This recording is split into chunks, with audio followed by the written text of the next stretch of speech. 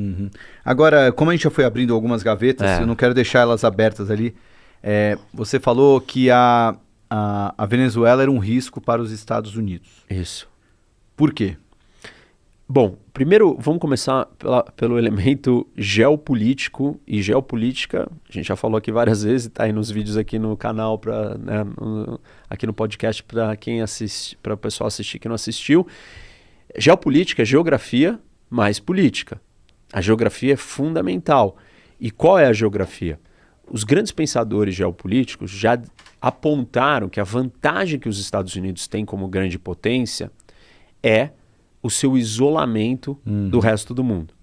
Os Estados Unidos está separado por 2 grandes oceanos e o continente das Américas tem um formato e uma distribuição que não permite uma aglomeração de tropas que fazem fronteira com o território americano.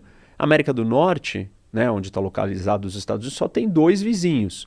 Um é o Canadá, pequeno, e com áreas inabitáveis, e que praticamente é uma continuidade da identidade americana, colonizados pelo mesmo grupo, a mesma história, jamais vai ser uma ameaça.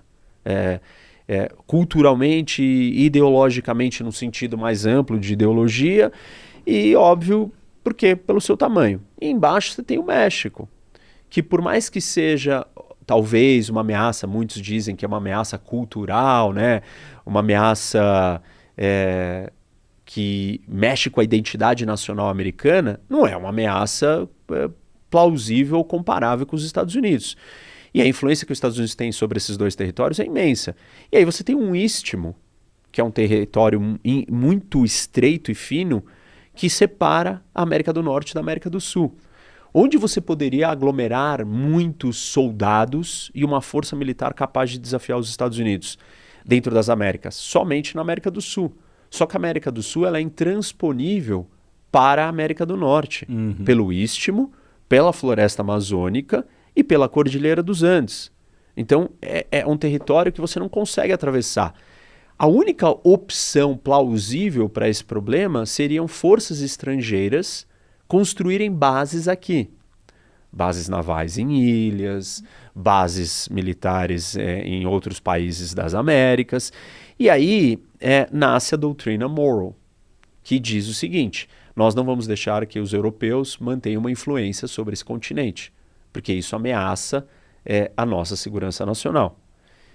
E é daí que o Trump resgata essa doutrina, que está se chamando de Donroe, que é de Donald com Roe, que é um colorário, né, da doutrina inicial, que outros presidentes americanos já falaram dela, ou já resgataram ela, já quiseram trazer isso de volta. E essa doutrina diz que não tem a presença de forças externas, começa assim, mas é uma doutrina que ajuda a fundar o que é os Estados Unidos. Então, o primeiro papel dela, funda os Estados Unidos. O segundo papel, traz segurança e tira a influência externa. E o terceiro papel expande a influência americana. Então, de muitas maneiras, você troca, né, o papel de proteção para um papel de supremacia ou de hegemonia. Não dá para pensar em doutrina Monroe só falando, é uma proteção para os outros não chegarem aqui. Eventualmente mas depois acaba virando exatamente uma área de influência dos Estados Unidos, uma área de domínio. E aí transforma o continente, então, nesse território protegido. Bom, o que acontece? O Trump, então, olha e fala, quais são os problemas que nós temos aqui, perto da gente? Aí ele começa a reparar que a relação da China com a América Latina é muito forte. A China faz muito negócio, tem uma presença muito grande. Começar quando ele cita o Canal do Panamá, que 2 dos portos ali estão administrados por empresas chinesas, né? Depois ele traz a questão da Groenlândia, aí ele fala do México. Todos esses elementos são para dizer, olha, os nossos inimigos ou rivais, eles estão com a possibilidade de construir bases e ter uma presença muito forte aqui. Só para te dar um dado interessante,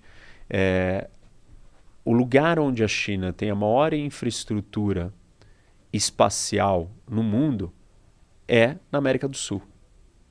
Ou seja, ela tem mais bases espaciais na América do Sul do que em qualquer outro lugar do mundo. Por um acaso, a América do Sul é o lugar mais perto da América do Norte, mais perto dos Estados Unidos.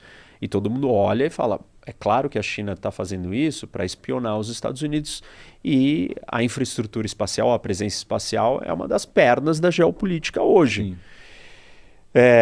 Então, tudo isso vai deixando o Trump preocupado. Aí você tem um problema de imigração, você tem um problema de tráfico de drogas, você tem um problema de energia, você tem, junto com essa questão da energia, você tem a questão do petrodólar, porque a maior reserva de petróleo do mundo é a da Venezuela.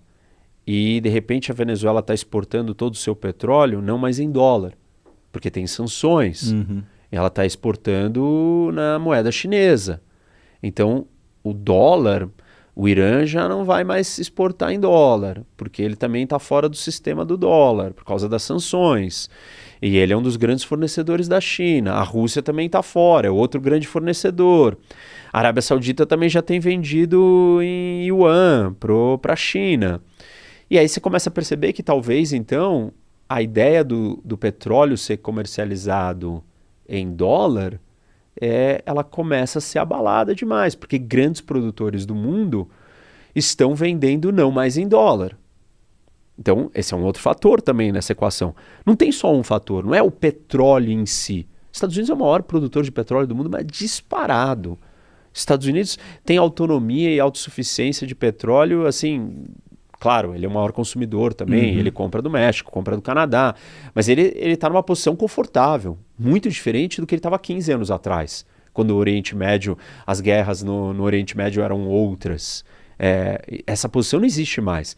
Então, tem o petróleo, mas tem o petrodólar, tem a presença de Rússia, China, Irã, Hezbollah, Hamas, Farc, toda essa turma, serviço de inteligência cubano, todos esses grupos, o grupo Wagner, estavam todos dentro da Venezuela protegendo Maduro, protegendo o regime, operando lá dentro.